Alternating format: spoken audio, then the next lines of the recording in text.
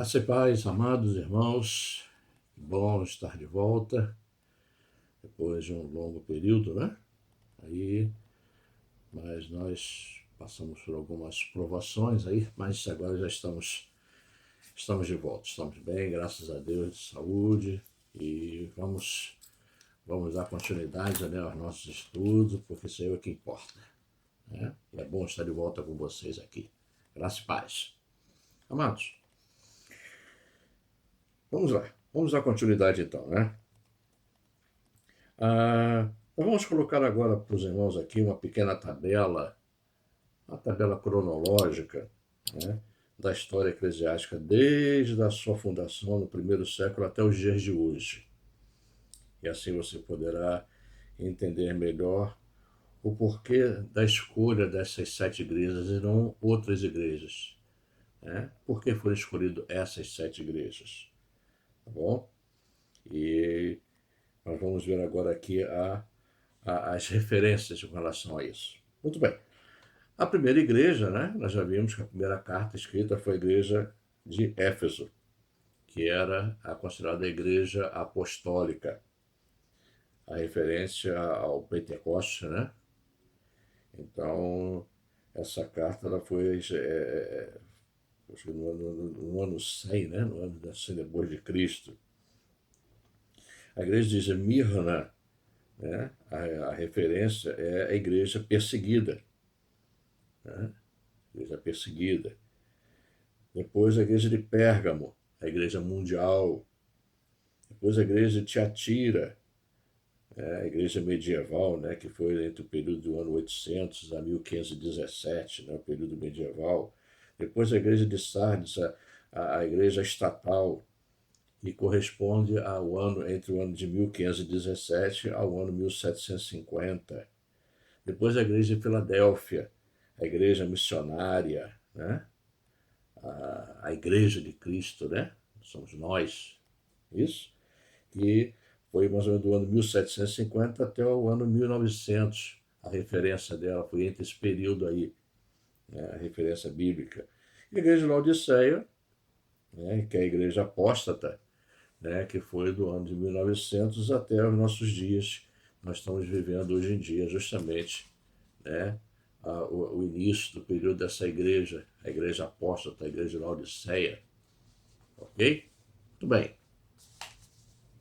Nós podemos notar que nitidamente que a aplicação prática dessas mensagens às igrejas pode ser feita com base individual.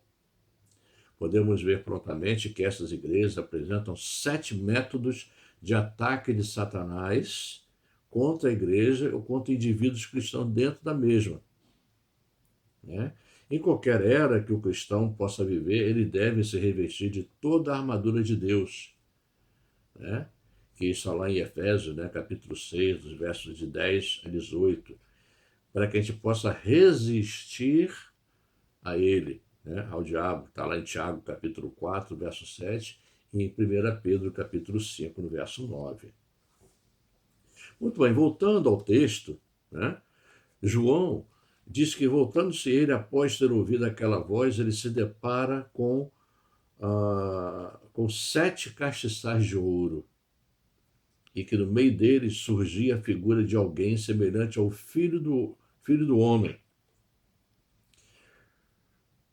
Vamos dar uma pequena parada, né, para entendermos do que se trata esses 7 castiçais de ouro.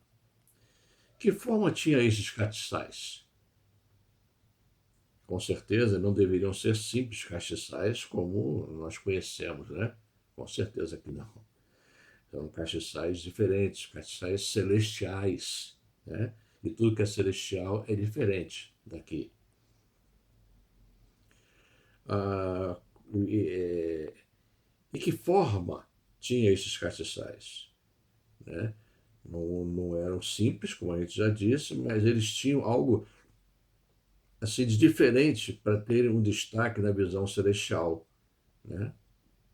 Alguma coisa diferente que quando João olhou para ele viu algo diferente nesses castiçais, diferente do que ele estava acostumado a ver na sua época.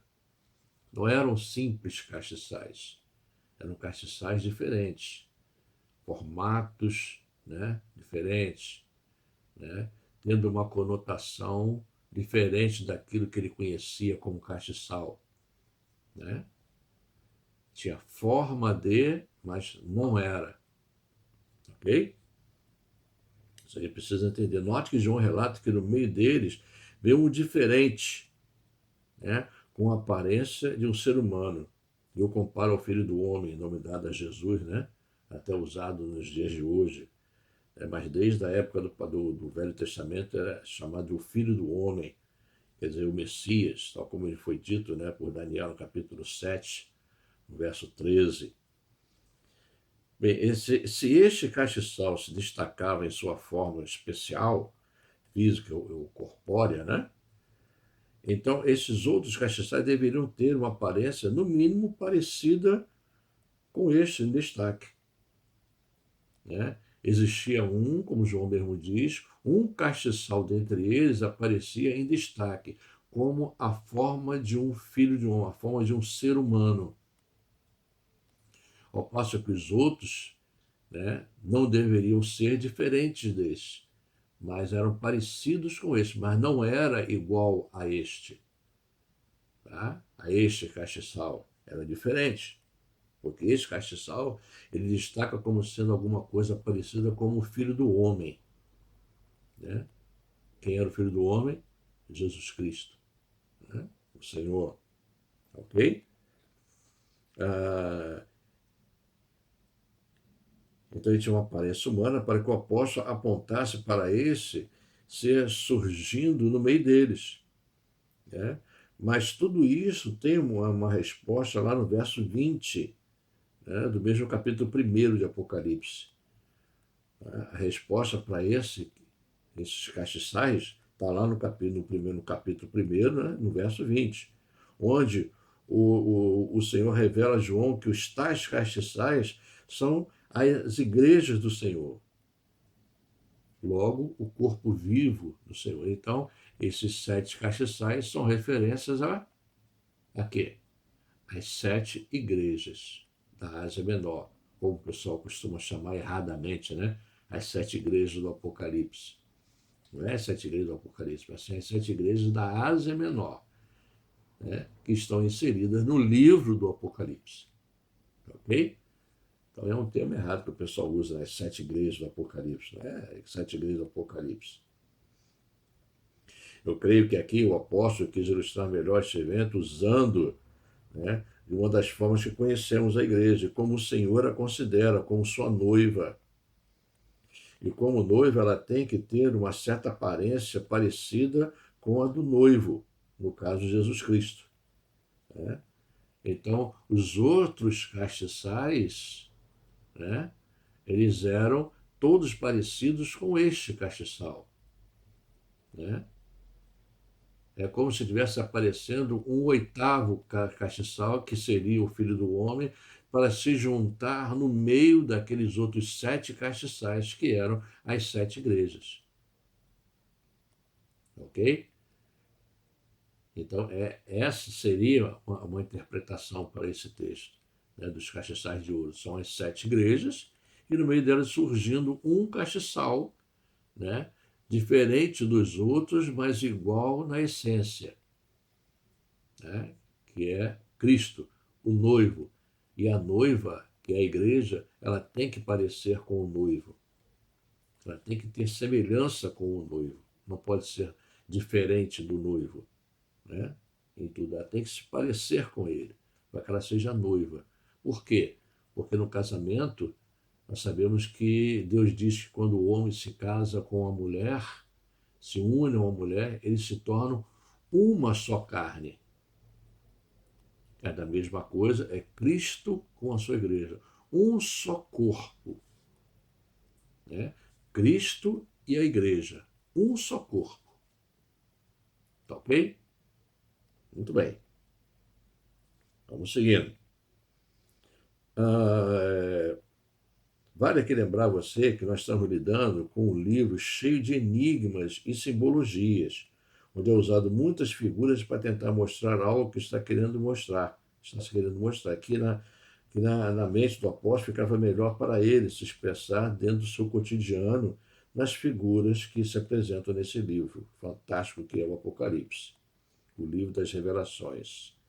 O que, aliás, é o significado desse livro. Então, meu amado, aqui nós vemos que o livro do Apocalipse ele usa muito de simbologia, muitas figuras, né? São figuras, não é que aquilo seja exatamente assim, a besta com aquela forma de besta, né? Os animais aparecendo ser animais mesmo. Não se trata disso, são simbologias, são figuras que João, no seu entendimento, para poder se expressar, ele usava daquilo que ele conhecia na época, né? A besta era aquela coisa de 7 cabeças, né? Dragões de 7 cabeças, aquelas coisas todas. Então ele imaginava ser aquilo. E hoje em dia fez desenhos, né, para simbolizar aquelas figuras. Não é que seja exatamente aquilo ali, né? São figuras apocalípticas, né? Então a gente tem que entender nesse termo, não é que seja daquela maneira. A mesma coisa do anticristo, não sabemos como ele vai ser. Se é alto, baixo, médio, gordo, magro, negro, branco, moreno. Ninguém sabe. Ninguém sabe a origem dele. Pula-se muitas coisas, faz-se muita especulação com relação à pessoa do anticristo. Okay? Mas ninguém sabe. Ninguém sabe quem ele é, né? Só Deus que sabe quem ele é. E os Illuminatis. Eles sabem quem é. Pois ele já está aqui. O anticristo já está no mundo. Ele não vai estar no mundo, ele já está no mundo, ele já está governando o mundo. Ele já está ditando as normas no mundo para a preparação do seu aparecimento, do seu surgimento para o mundo.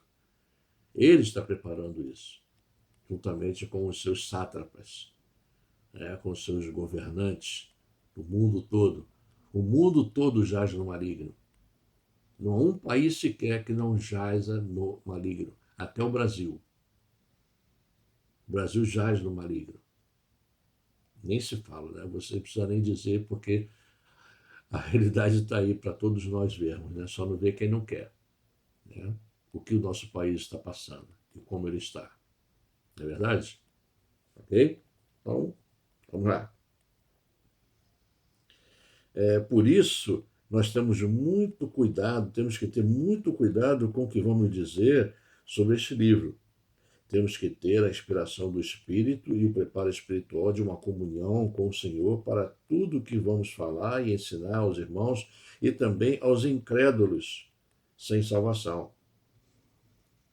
Os irmãos, nós temos que o Apocalipse, da mesma forma que ele é um livro difícil de se entender, né? Ele também é um livro também um tanto que difícil para se explicar. Você precisa ter um bom conhecimento bíblico para você falar sobre ele. Você tem que ter um bom conhecimento das profecias, você tem que ter um bom conhecimento de história, história bíblica, história geral também, né? Geografia, sabe? Você tem que ter esse conhecimento, porque senão você vai incorrer em muitas coisas e você vai acabar falando coisas que não deve, né? As chamadas heresias que a gente vê aí na internet, aí à torta e direita. As interpretações mais estapafúrdias que a gente pode ouvir a respeito, né, do livro do Apocalipse. Doutrinas que estão sendo ensinadas aí dentro do livro do Apocalipse que nunca existiram. Nunca existiram. Mas as pessoas falam. Fazer o quê? Né? Cada um fala daquilo que do que o coração está cheio. Então, se o coração está cheio de desconhecimento, ele vai falar de coisas que ele desconhece. Vai começar a inventar coisas. Vai começar a amedrontar as pessoas, como a gente vê aí. Pessoas amedrontando as outras pessoas com as coisas e tal. Não é. O livro do Apocalipse não foi escrito para amedrontar ninguém. O livro do Apocalipse foi escrito para alertar as pessoas a respeito de um fato iminente, que é a volta de Cristo, o arrebatamento, a tribulação de 7 anos, o milênio, Aí depois a segunda vinda, né, para a implantação do milênio, depois a última guerra mundial, a Batalha do Armagedon, e depois o juízo final, e depois a vida eterna para os salvos e a condenação eterna para os condenados, para os ímpios, para o diabo e seus anjos e os ímpios. É isso que tem que ser explicado. Né? Não é para meter medo nas pessoas. Né? Já basta o medo que esse vírus que está aí já causa, né, no meio cristão, no meio evangélico, coisa que não deveria acontecer. Não deveríamos ter medo desse vírus. Mas cada um é cada um, né? Então a gente tem que procurar entender, né, as pessoas com relação a isso, ok? Nós temos que ter um conhecimento bíblico, né, bem amplo das profecias, né, do Velho Testamento, principalmente os livros de Daniel, Zacarias, Isaías, Ezequiel, Daniel, né? Os profetas em si, né? Nós temos que ter esse conhecimento para que a gente possa entender o livro do Apocalipse, né? Principalmente o livro de Daniel, principalmente o livro de Daniel. Ele contém muitas das coisas que foram escritas no Apocalipse. Muitos textos foram tirados de Daniel no livro do Apocalipse. Então nós temos que conhecer o livro de Daniel, as profecias de Daniel, a gente poder entender as profecias contidas no livro do Apocalipse. Ok? Muito bem. É um livro fantástico, né? O Apocalipse é um livro fantástico de você ler. É maravilhoso você ver ali a linguagem, né, as figuras, a harmonia que existe no livro do Apocalipse com as profecias bíblicas, né, as profecias do Velho Testamento, trazendo aquelas profecias todas à tona, que foram faladas há milênios atrás, estão sendo trazidas ali naquele livro. Ele é maravilhoso, esse livro. Né? E se estudar também, pois ao mesmo tempo que ele tem, né, mais ou menos quase 2.000 anos, parece que foi escrito agora, hoje em dia, no dia atual, em nossos dias. Então, meu amado, nós temos que ter isso em mente, né, para a gente. Bom, então nós vamos ficando por aqui, mais esse pedacinho, né? Já temos já alguns minutos, e nós procuramos fazer sempre entre 20 e 25 minutos, cada período, cada estudo do Apocalipse. Então já estamos chegando a quase 25 minutos. Então, já quero desejar a vocês um ótimo dia, um dia abençoado na presença do Senhor, com a graça e a paz do nosso Deus. Que Deus abençoe a sua vida, né, e a sua família. E logo estaremos de volta para darmos continuidade ao nosso estudo. Ok? Então que Deus te abençoe, graça e paz, em nome de Jesus. Amém e amém.